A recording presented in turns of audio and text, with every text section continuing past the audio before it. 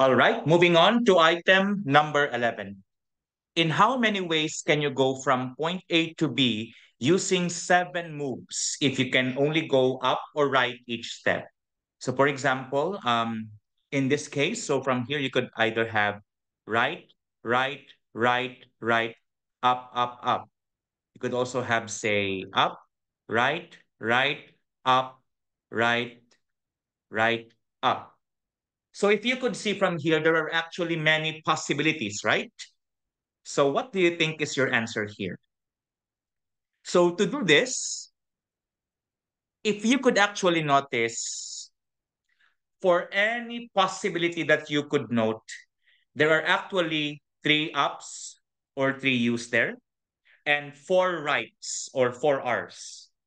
Hence, for any 7 moves that you have, 3 of them will always be up and 4 of them will always be right.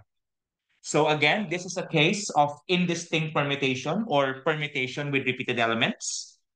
So that's why, since there are a total of 7 steps coming from the 3 ups and the 4 rights, so therefore there are 7 factorial all over 3 factorial, 4 factorial ways for them to arrange. So the numerator simplifies to 5040, whereas your denominator 3 factorial is 6 and 4 factorial is 4 times 3 times 2 times 1 or 24, and 6 times 24 is 144. So dividing 5040 and 144 leads to 35. So there are 35 ways for you to do this. And if you did it, or if you got the correct answer, great job. Okay, problem number 12. In how many ways can you go from point A to B to C using 8 moves if you can only go up or right each step?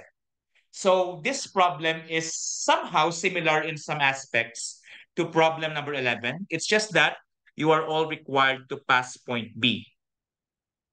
So from A, so what we're going to do here is determine the total number of ways from A to B, then also determine the total number of ways from B to C, and after which we will multiply them by the fundamental counting principle. With such, you have from A to B, so using again a similar thinking, so there it's right, right, and here up, up. So whatever path you choose, there will be 2 ups and 2 rights. That's why from A to B, there's a total of 4 factorial all over 2 factorial, 2 factorial, or 6 ways for you to go there. But if you could notice, this is 2 by 2. This is also 2 by 2, right? So if there are 6 ways to go from A to B, from B to C, there are also 6 ways for you to go. And again, by the fundamental counting principle, we will multiply the number of ways from A to B with the number of ways from B to C. And that's 6 times 6 or 36 ways for you to go from A to B to C. I hope that you understood the solution. All right. Moving on to problem number 13. In a bag, there are 25 yellow, 30 green, and 45 orange pens. If you wish to get at least 15 pens from each color, what is the minimum number of pens do you need to take out? Especially if they are all jumbled inside, or let's say if they are mixed inside um, the bag. So how many should you take out to make sure that you have 15 from each color?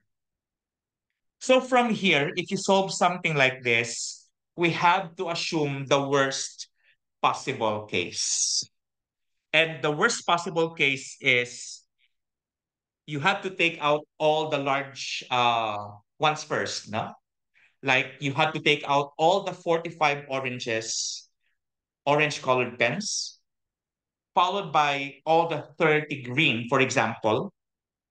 And if you have taken out the 45 orange and the 30 green, you have picked at least 15 of the oranges and the green. However, if you assume that you pick all of the oranges and greens, then whatever 15 you will take out will surely be yellow. So in this case, that's 45 plus 30 plus 15, and that gives us 90 pence. So with this, you should take out 90 pence, and whatever happens, surely there will be 15 from each of these colors. I hope you got this right. Okay, let's move on to problem number 14. Consider the list of natural numbers from 1 to 100. At least how many numbers should you get from this list to make sure that the product of the numbers you have taken is even? Feel free to pause the video. Try to reflect on this first. Do you have an answer? Let's see if you got this right. Let's have the solution now. Now, one key factor in doing this is knowing a simple information that first, there are 50 even and 50 odd numbers in this list. And always remember this. How do you get an even product?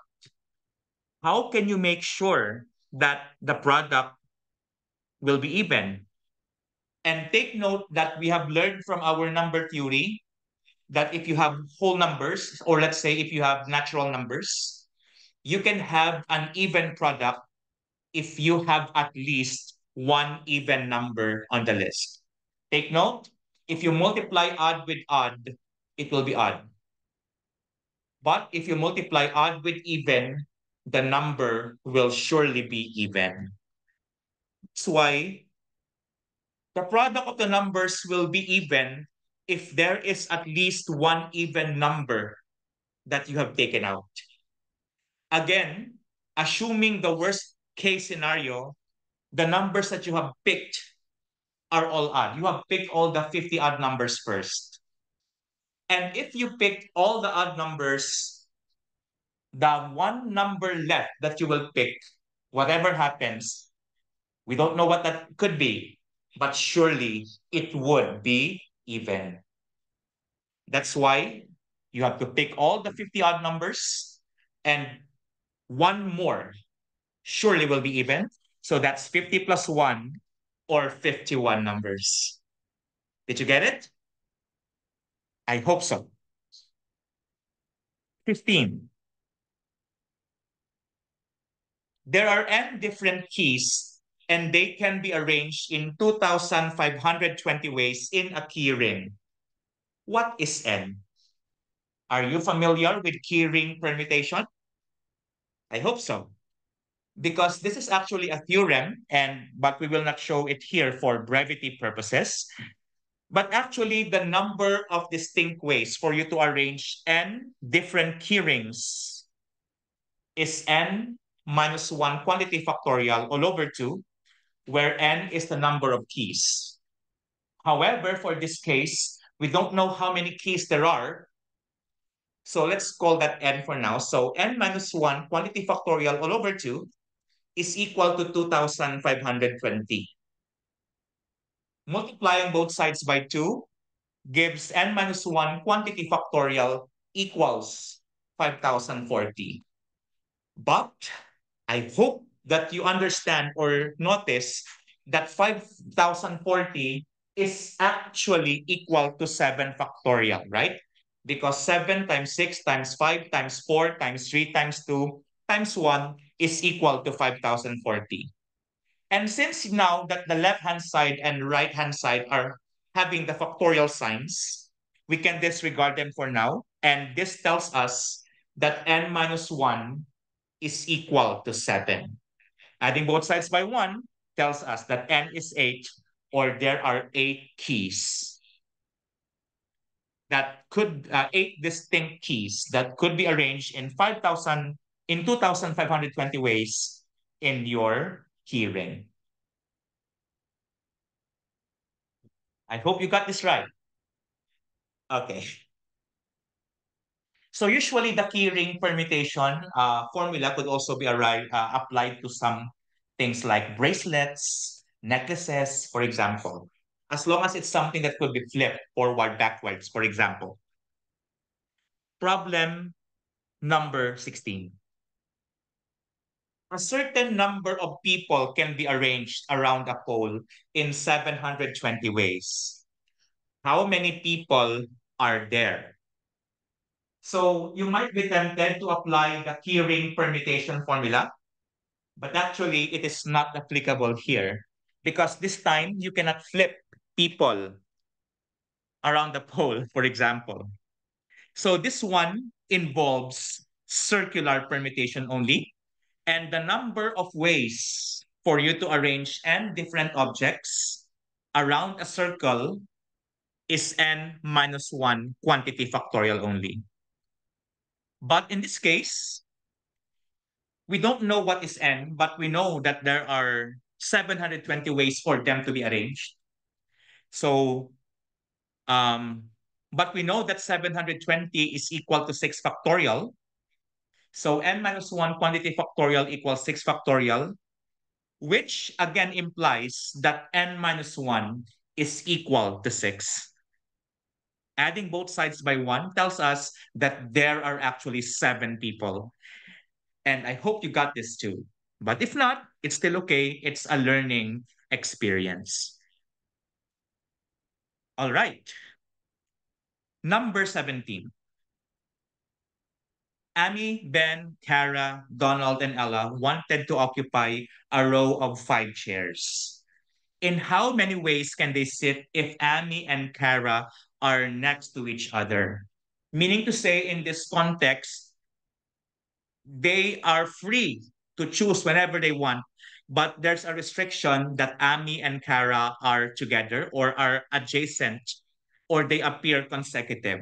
We don't care if it's Amy Kara from left to right or Kara Amy, as long as they are beside each other. And so, how do we answer problems like this?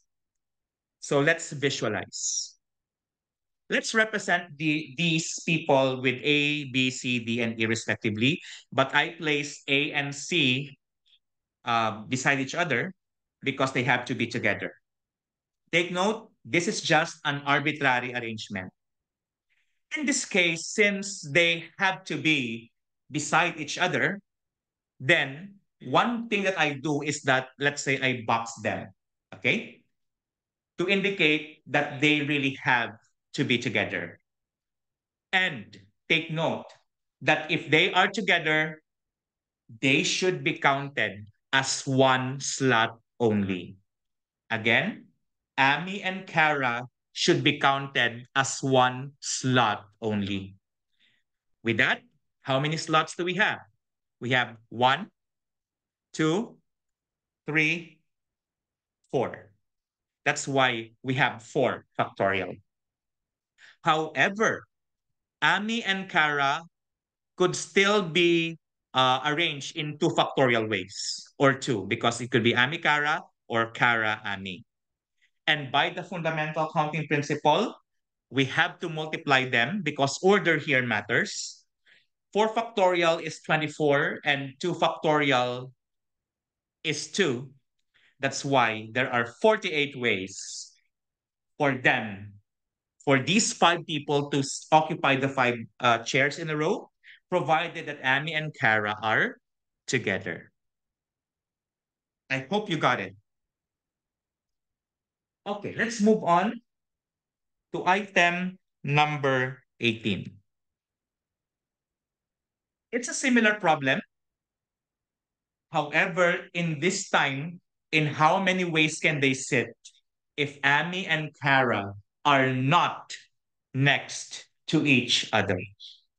Meaning to say, there is at least one person that sits between them. They do not appear consecutively in a row. So in how many ways can this be done? What do you think? Let's see if you got this right. So remember that if there are no restrictions, if they are free to sit anywhere, then there are 5 factorial because there are 5 of them. There are 5 factorial or 5 times 4 times 3 times 2 times 1 or 120 ways in all of which that they could sit, right? However, based on problem number 17, we were able to find out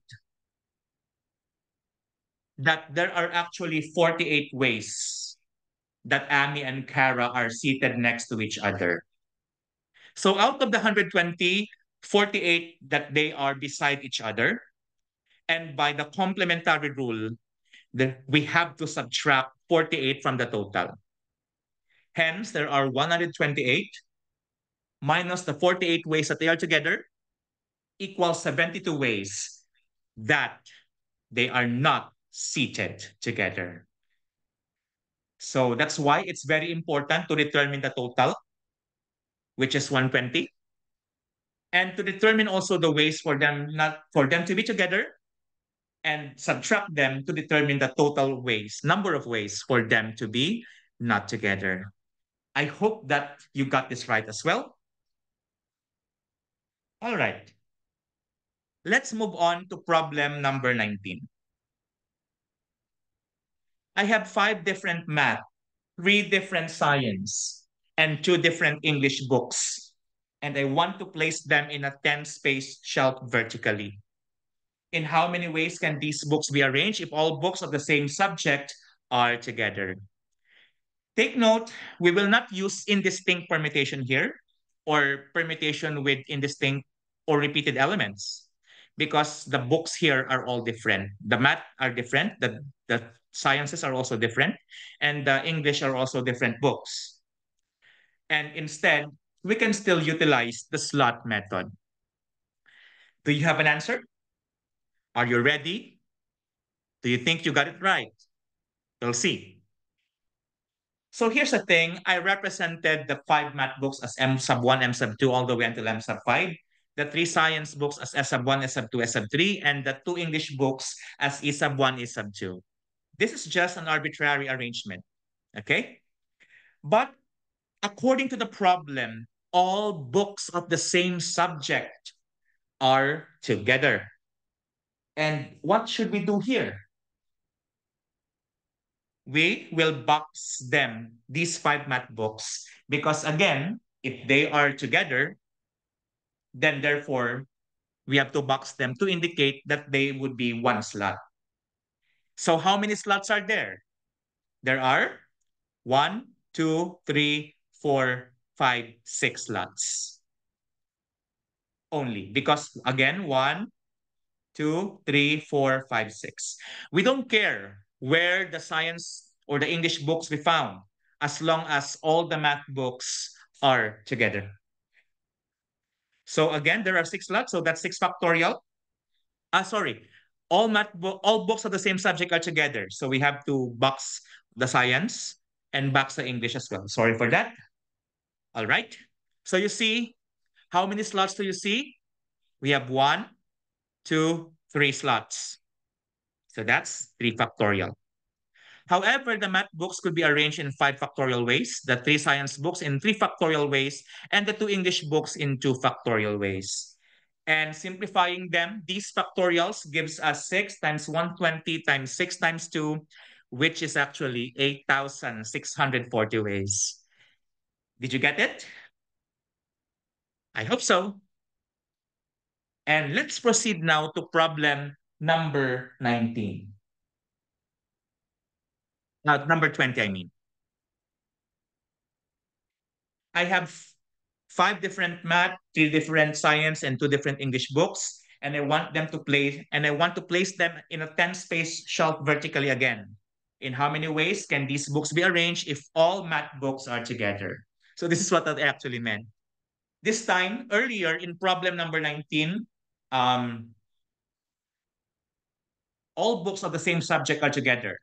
But this time, only the math books are required to be together. So the English and the science need not be together, but all the math have to be.